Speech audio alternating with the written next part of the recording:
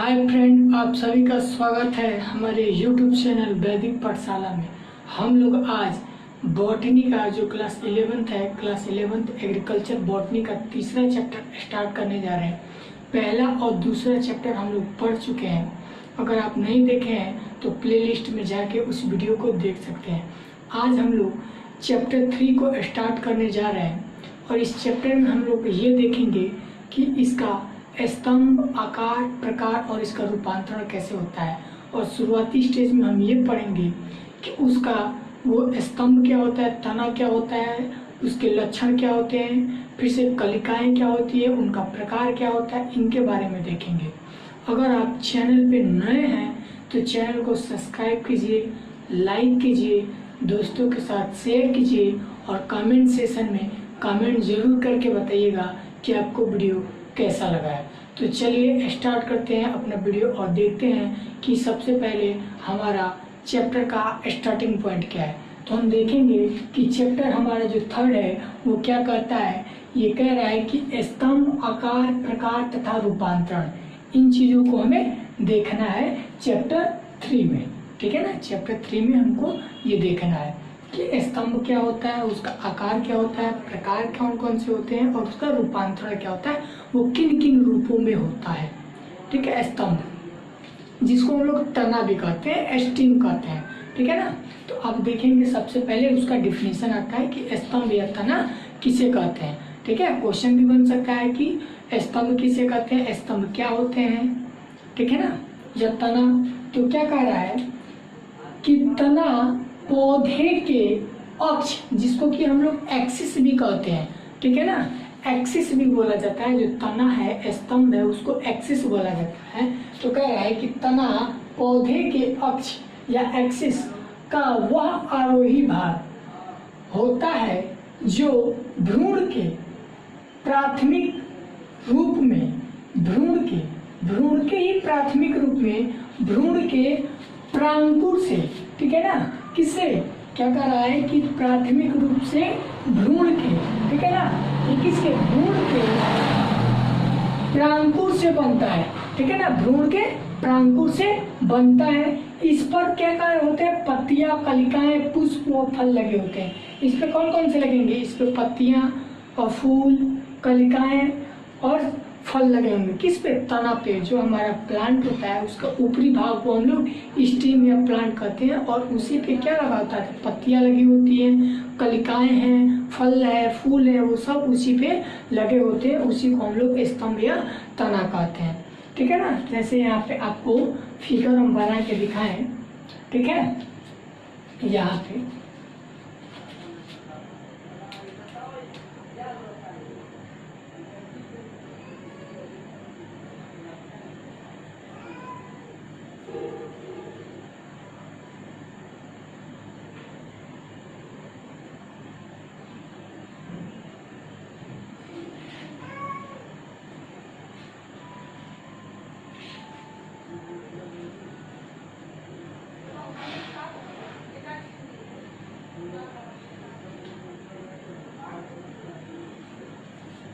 ठीक है ना, ये आपका एक प्लांट है हमने, और इसको क्या किया, ये सब आपकी क्या है, स्टीम है, तना है, जिसपे आपको ये पत्तिये के रूप में हमने दिखाया है, ये पत्ती के रूप में दिखाया है, ये फूल के रूप में और ये फल के रूप में हमने इसको दिखाया है। ठीक है ना, तो आप देख रहे हो कि इस प्लांट का जो स्टीम है, इसी पे पत्ती भी लगी हुई है, फल भी लगा हुआ है और फूल भी लगी हुई है, कलिकाएं। ठीक है, इसको आप कलिका कह सकते हो। ठीक है ना, कलिका, ये फल, ये फूल, ये कलिका, ये फल और ये पत्तियां किसकी, इस पौधे के तने पे जो भी हैं, जो चीज हम लोग पढ़े हैं कि पौधे के तने पे ये होते हैं, तो ये है, आपको दिखा। ठीक है, इस फिगर से आपको क्लियरेशन हो रहा है कि स्तंभ जो है वो क्या है, कि पौधे के तने का अक्ष का वह आरोही भाग होता है जो भ्रूण के प्राथमिक रूप से, भ्रूण के प्रांकुर से बनता है और प्रांकुर से ही विकसित होता है। इस पे पत्तियां, कलिकाएं, पुष्प और फल लगे होते हैं। उसी को हम लोग क्या कहते हैं, स्तंभ या तना कहते हैं, जिसको इंग्लिश में स्टीम कहा जाता है। अब हम लोग देखने जा रहे हैं कि उसका लक्षण क्या होता है, तने का लक्षण क्या होता है, उसमें क्या क्या विशेषताएं होती है, उसका गुण क्या होता है, उसमें क्या क्या स्थितियां पाई जाएंगी, उसको हम लोग देखने जा रहे हैं। ठीक है, तो देखेंगे तने के लक्षण को। पहला लक्षण यह है कि यह पौधे के अक्ष का आरोही भाग है। यह पौधे के अक्ष का आरोही भाग है, मतलब कि आरोही मतलब कि बढ़ते क्रम में। ठीक है ना, ये नीचे से ऊपर की ओर बढ़ता है, इसीलिए आरोही क्रम में कहा गया है। और दूसरे रूप में आप ये कह सकते हो कि ये क्या कहते हैं कि भूमि का क्या है, भूमियावर्ती है। ठीक है, ऋणात्मक भूमियावर्ती है, मतलब कि भूमि के ऋणात्मक जाता है। मतलब नीचे ये भूमि है तो भूमि के ऋणात्मक कौन सा होगा, ऊपर होगा ना। भूमि के अगर ऊपर बढ़ता है तो भूमि के ऋणात्मक है, और भूमि के नीचे जाता है तो भूमि के धनात्मक है। ठीक है ना, भूमि के अगर ये हिस्सा भूमि है तो भूमि के यहाँ नीचे जाता है, इस नीचे जाता है, इस भूमि के नीचे जाता है तो भूमि का क्या हुआ, धनात्मक हुआ। जबकि भूमि के ऊपर जाता है तो ये क्या हुआ, ऋणात्मक हुआ। इसीलिए इसको दूसरे रूपों में कहा जाता है कि ऋणात्मक भूमियावर्ती, ऋणात्मक भूमियावर्ती कहा जाता है दूसरे रूपों में। या इसको ये कहा जाता है कि यह पौधे के अक्ष का आरोही भाग है, मतलब कि पौधे के अक्ष से आरोही ऊपर की ओर बढ़ता है। दूसरा लक्षण यह है कि यह प्रकाश की ओर बढ़ता है, मतलब प्रकाश मतलब जो सूर्य है, जहाँ लाइट सेशन है उसकी ओर बढ़ता है, तो ये भी ऊपर ही जा रहा है। तो इसको कहा जाता है कि यह धनात्मक प्रकाशानुवर्ती होता है। ठीक है ना, ये क्या होगा, दूसरा जो है वो प्रकाश का क्या होगा, धनात्मक होगा। तो इसको कहा जाता है धनात्मक प्रकाशानुवर्तित। ठीक है ना, प्रकाशवर्तित कहिए या प्रकाशानुवर्तित कहिए। ठीक है, कौन यह प्रकाश की ओर बढ़ता है उसको दो रूपों में अर्थात में करके लिख सकते हैं। ठीक है ना, कि यह प्रकाश की ओर बढ़ता है अर्थात धनात्मक प्रकाशवर्तित। ठीक है, और इसको लिख सकते हैं कि यह पौधे की ओर पौधे के अक्ष का आरोही भाग है। यह पौधे के अक्ष का आरोही भाग है अर्थात ऋणात्मक भूमियावर्तित है। ऋणात्मक अर्थात ऋणात्मक भूमियावर्तित है। ठीक है, उसके बाद से तीसरा टॉपिक आता है कि इसके सिरे पे एक अग्रस्त या शीर्षस्थ कलिकाएं होती हैं। अग्रस्त या शीर्षस्थ कलिका का मतलब ये है कि ये जो आपको इस फिगर में देखेंगे कि ये जो आपको हम कली बनाए थे, कलिका, इसी को एक कलिका कहा है, अग्रस्त कलिका कहा गया या शीर्षस्थ। शीर्षस्थ का अर्थ ये है कि इसके शीर्ष पे, इस पौधे के शीर्ष पे है, तो इसको हम लोगों ने क्या क्या कलिका कहा है। ठीक है ना, तो ये आपका शीर्षस्थ कलिका है। ठीक है ना, ये शीर्षस्थ कलिका है, मतलब कि अग्रस्त या ऊपर की ओर है, उसी को हम लोग क्या कहते हैं कि इसके सिरे पे एक अग्रस्त या शीर्षस्थ कलिका है। उसके बाद आता है चौथा टॉपिक कि इस पर पर्व तथा पर्व संधियां पाई जाती हैं। ठीक है, पर्व या पर्व संधियां, ये जो है इनको पर्व या पर्व संधियों से डिनोट किया जाता है। ठीक है ना, पर्व या पर्व संधियां पाई जाती हैं। उसके बाद से अगला टॉपिक आपका पांचवा आता है कि तने पर रोम, कंटक इत्यादि उपांग पाए जाएंगे। जो आपका ये तना होगा, यहाँ देखेंगे ये जो तना होगा इस पे क्या छोटे छोटे रोम होंगे। कई ऐसे प्लांट होते हैं जिनमें रोम पाए जाते हैं। ठीक है, जैसे आपका भिंडी है, भिंडी के प्लांट पे आप देखोगे तो रोम पाए जाते हैं, जो कि हाथ में लगने पे वो क्या करता है, खुजली उत्पन्न कर देते हैं। जो भिंडी पे रोम पाए जाते हैं, जो भिंडी का प्लांट कभी भी देखोगे खेत में, तो भिंडी का प्लांट देखिए या उसका जो खेत में ही आप उसका फल देखेंगे भिंडी का, तो उस पर रोम पाया जाएगा। ठीक है, या कुछ ऐसे प्लांट जिनमें कंटक पाए जाएंगे, कांटेदार पाए जाएंगे। ठीक है ना, इसको हम कांटे बना लेते हैं कुछ इस प्रकार से। ठीक है ना, जैसे गुलाब हो गया, गुलाब में कांटे पाए जाते हैं, तो उसी का तात्पर्य यह है कि तने पे रोम, कंटक इत्यादि उपांग पाए जाते हैं। ये आपका 5 लक्षण हो गया। आपसे क्वेश्चन ये पूछ सकता है कि स्तंभ क्या होते हैं, स्तंभ किसे कहते हैं, उनके 4 लक्षण लिखिए या 4 उदाहरण लिखिए। या ये क्वेश्चन बन सकता है कि स्तंभ के 4 लक्षण लिखिए, या स्तंभ के 4 गुण लिखिए, या स्तंभ के 4 विशेषताएं लिखिए। इस प्रकार से ये क्वेश्चन बन सकता है, तो आप इसको ऐसे लिख सकते हैं। क्लियर, इसको आप लिखिए। फोटो खींचना है फोटो खींच लीजिए, या वीडियो को पॉज करके इसको लिख लीजिए। इसके बाद से हम लोग पढ़ेंगे कि कलिका का प्रकार या कलिका की अवस्थाएं। ठीक है,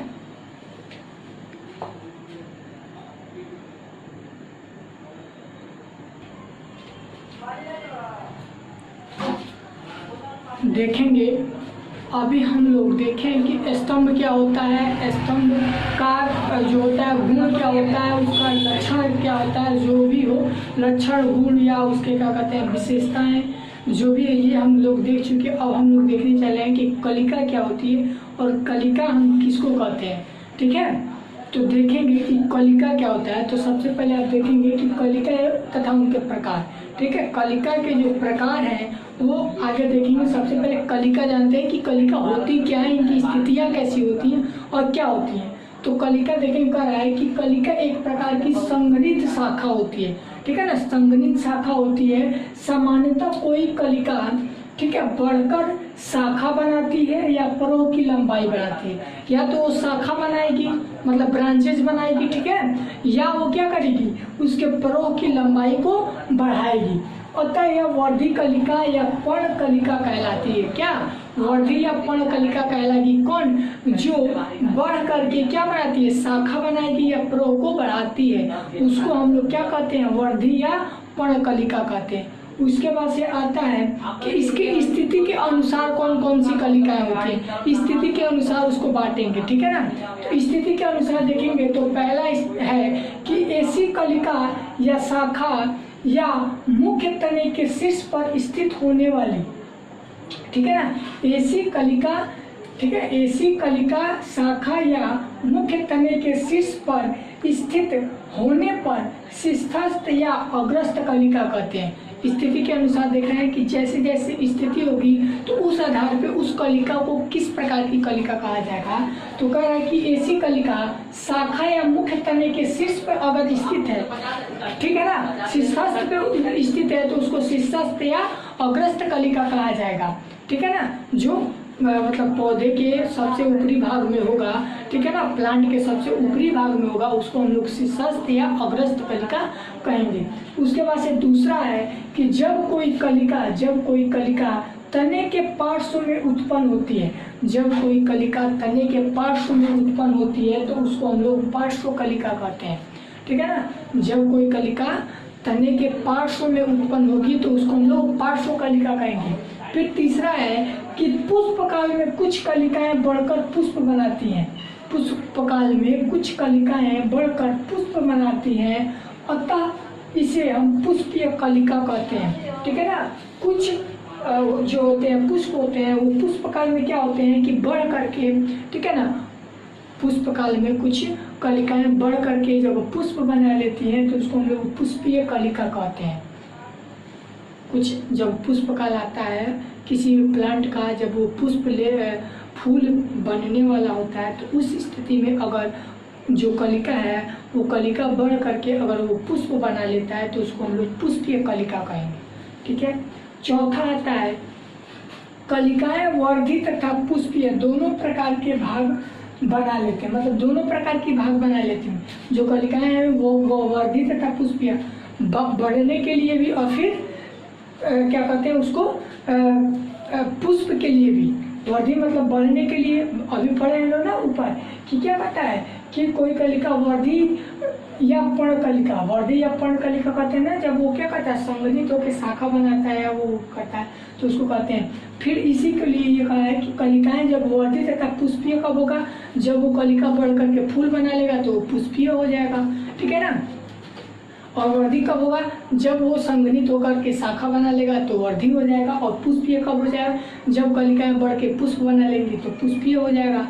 तो इस स्थिति में कि कलिकाएं वर्धी तथा पुष्पीय दोनों प्रकार की भाग बना लेते हैं, दोनों प्रकार के भाग बना लेते हैं तो बना लेते हैं। ऐसी स्थिति में जब दोनों प्रकार के भाग बना लेते हैं तो ऐसी स्थिति में इन्हें हम मिश्रित कलिका कहते हैं। ठीक है ना, जब वो वर्धी और पुष्पीय कलिका दोनों प्रकार से भाग लेंगे उस समय हम इनको मिश्रित कलिका कहेंगे।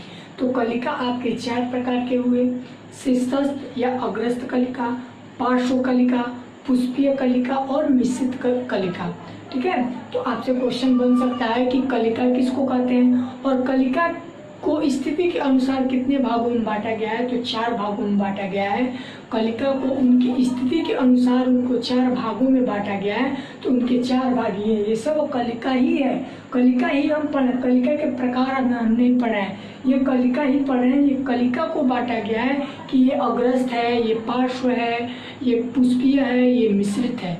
ये कलिका को उनकी स्थिति के अनुसार हम लोगों ने डिफाइन किया है। कलिका को हम लोगों ने कलिका का प्रकार नहीं पढ़ा, कलिका का प्रकार हम लोग उद्भव और स्थिति के अनुसार पढ़ेंगे। उद्भव और स्थिति के अनुसार कलिका का प्रकार पढ़ा जाएगा। अभी हम लोग इतना ही पढ़े। तो आप लोगों ने ये कलिका देखा, कलिका का क्या कहते हैं, उसकी स्थिति के अनुसार इसका भाग देखा, ठीक है। प्रकार जो है इसके आने वाले वीडियो में हम लोग कलिका के प्रकार देखेंगे, ठीक है ना। इस वीडियो के लिए इतना ही। Thanks for watching.